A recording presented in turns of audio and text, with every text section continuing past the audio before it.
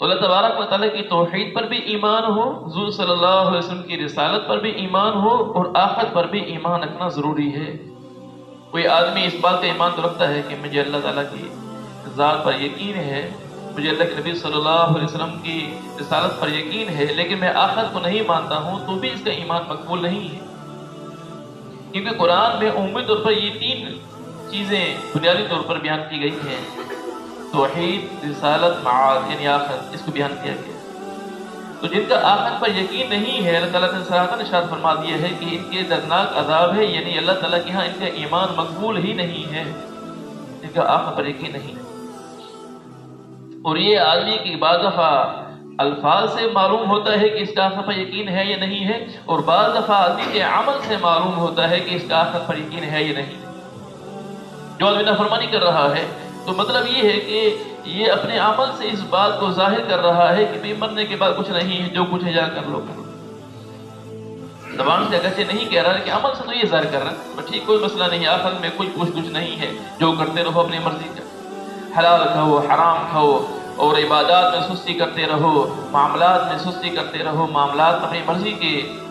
کرتے رہو، اللہ تعالیٰ کے حکم کے مطابق نہ ہو، اللہ کے نبی صلی اللہ علیہ وسلم کے طریقے کے مطابق نہ ہو، تو پھر یہ اپنے عمل سے اس بات کو ظاہر کر رہا ہے کہ مرنے کے بعد کوئی زندگی نہیں ہے، کوئی حساب کتاب نہیں ہے، بس مزے کر رہے ہیں۔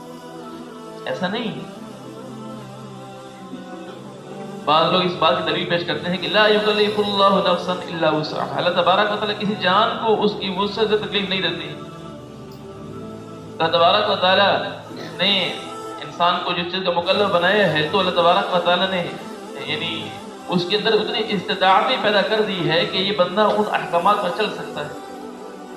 اللہ تبارک و تعالیٰ نے نماز کا حکم دیا تو نماز پڑھنے کی استطاعت بھی رکھی ہے، بندے کے اندر استعداد بھی رکھی ہے کہ یہ بندہ نماز پڑھ سکتا ہے۔ معاملات کی درستی کے بارے میں حکم دیا ہے تو معاملات کو درست کرنے کی استعداد بھی رکھ دی ہے کہ یہ بندہ معاملات کو درست کر سکتا ہے۔ معاشرت ہے، پوری کی پوری زندگی ہے اس طرح۔ اور لوگ یہ کہتے ہیں بعض دفعہ کہ اللہ تبارک و تعالیٰ نے زبردستی نہیں رکھی ہے لوگوں پر، کسی بندے کو مجبور نہیں کیا ہے۔ تو مجبور کرنا ایک اس اعتبار سے ہے کہ ایک آدمی کو کفر سے ایمان کی طرف زبردستی لایا جائے، اس بات پر تو زبردستی نہیں ہے کہ اس کو زبردستی اللہ تعالیٰ کے حکموں پر یعنی زبردستی ایمان پر لایا جائے، لیکن جب یہ ایمان والا ہے تو ایمان والے کے لیے اللہ تبارک و تعالیٰ نے ایک دائرہ رکھا ہے، اس دائرے کے اندر چلنا پڑے گا، اس کو آزاد نہیں چھوڑا اللہ تبارک و تعالیٰ۔ اگر اس کو آزاد چھوڑ دیا جائے تو پھر اس میں اس ایمان والے میں اور کافروں میں کیا فرق رہا؟ صرف زبان تک کلمہ محدود کر دیا جائے اور بس باقی پوری زندگی میں اس کو چھوڑ دیا جائے اور یہ کہا جائے کہ اس کے اوپر کوئی زبردستی نہیں ہے، تو پھر تو یہ ایمان کے تقاضوں کو پورا کرنے والا نہیں، پھر قرآن پاک کی کئی آیات کے خلاف ہو جائے۔ پھر تو یہی کہہ دینا چاہیے تھا والعصر کے اندر کہ الا الذین آمنوا، بس اتنا کہہ دینا کافی تھا، وعملوا الصالحات وتواصوا بالحق وتواصوا بالصبر کی شرط ہی لگانا غلط تھا۔